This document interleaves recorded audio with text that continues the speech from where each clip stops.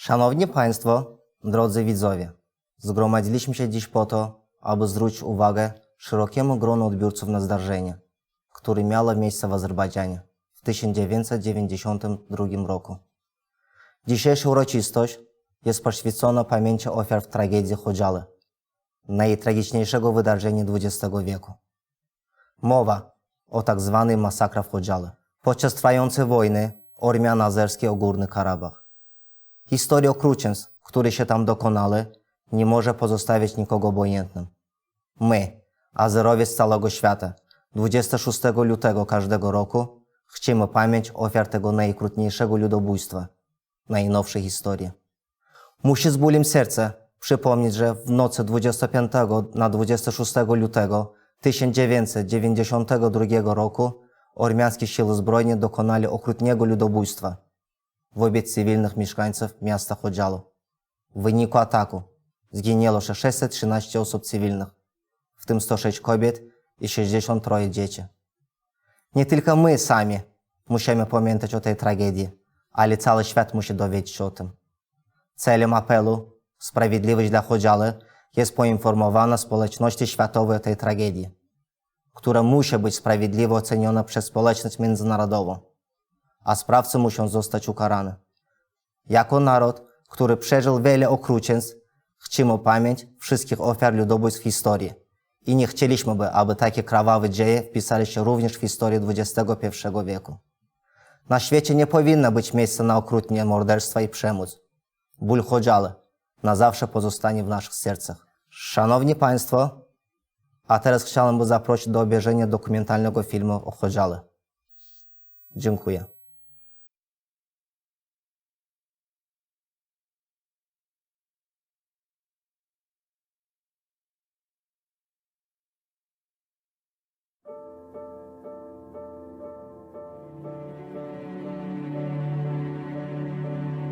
The almond is the very first tree to flower.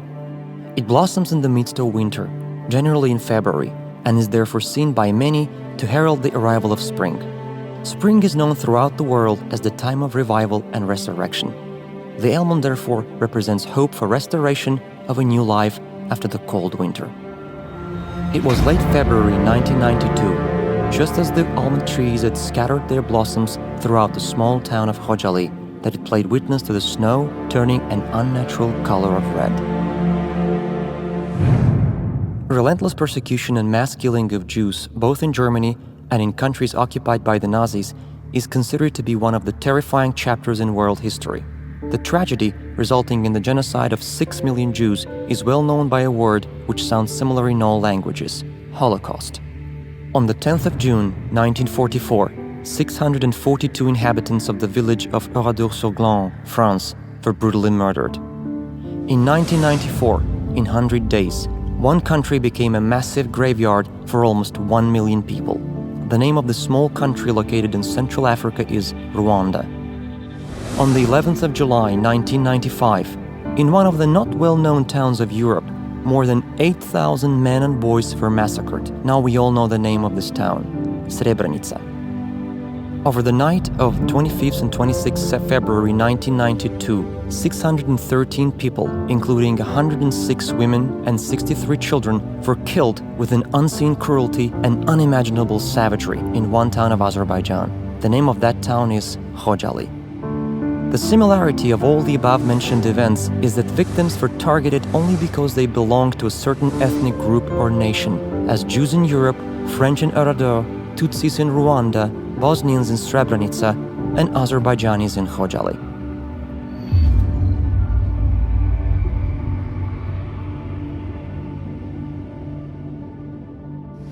Before the Khojaly tragedy, when the Soviet Union was on the verge of collapse, Armenian terrorist organizations systematically and methodically perpetrated bloody atrocities and countless acts of terrorism against civilian population of Azerbaijan.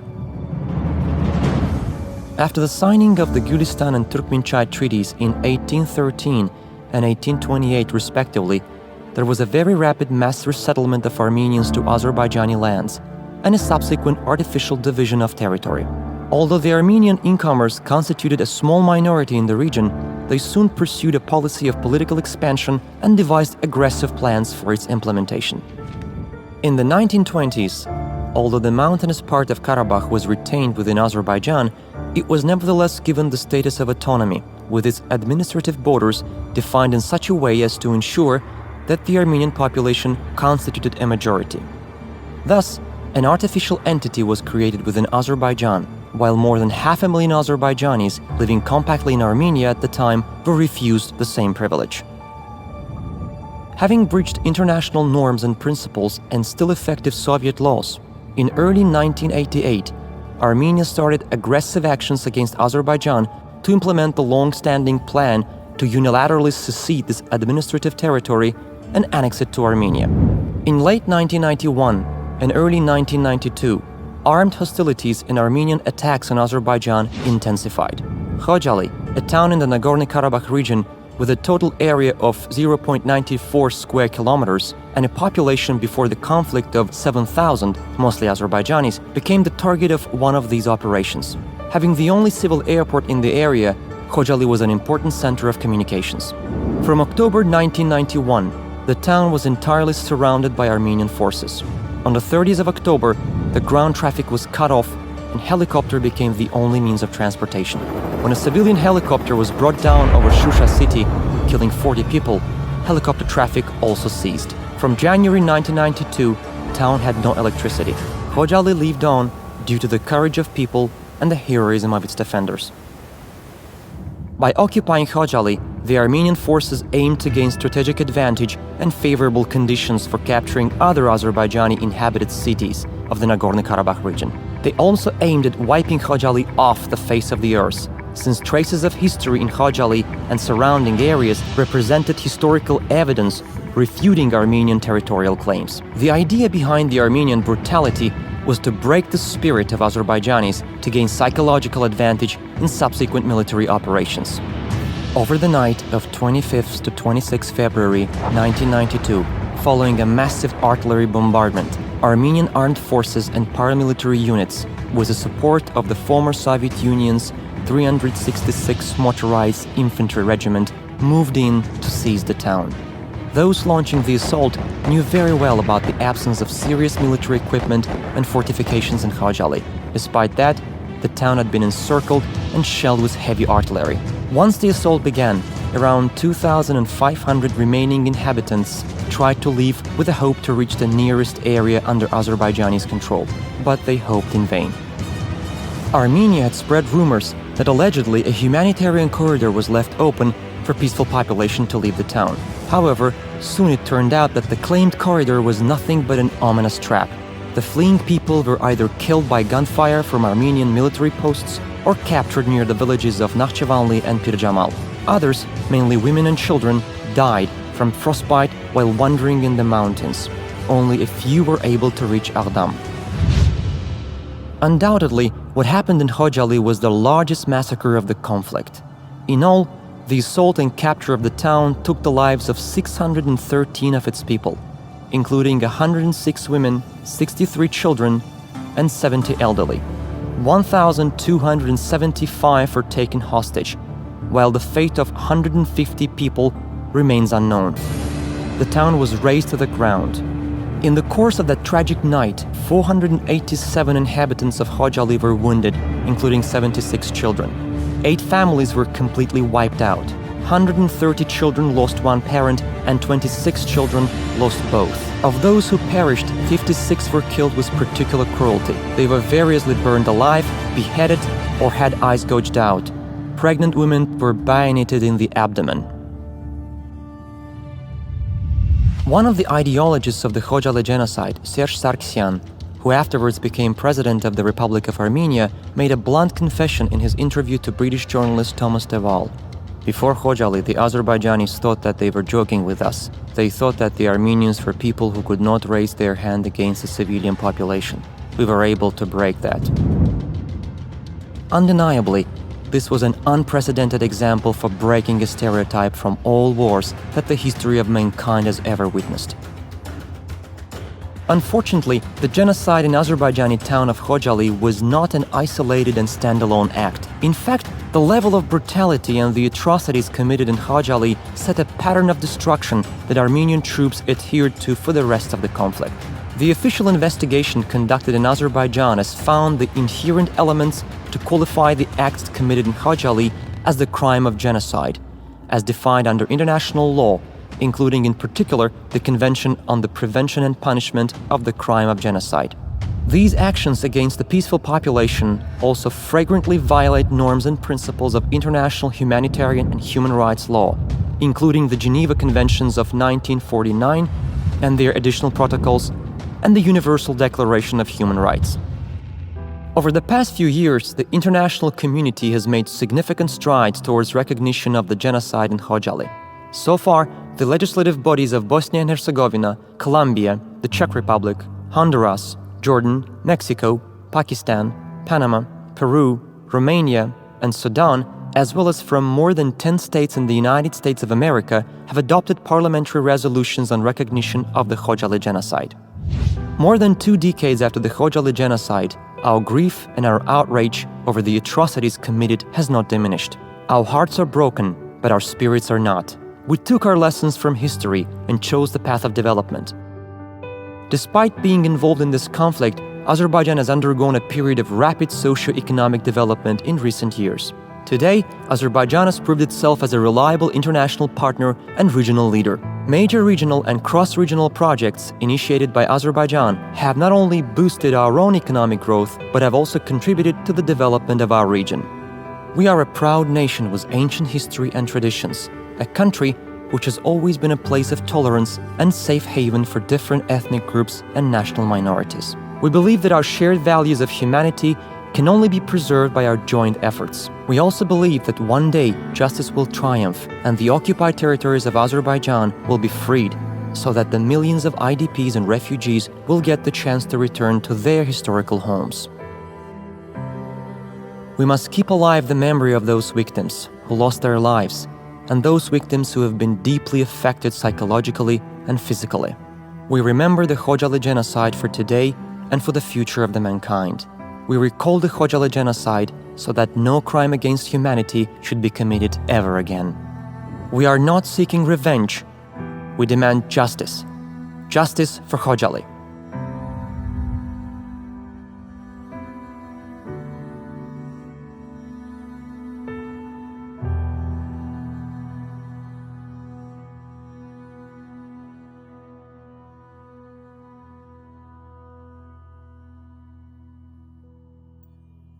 Dziękuję bardzo za obejrzenie dokumentalnego filmu Khojaly, a teraz zapraszam wszystkich na koncert.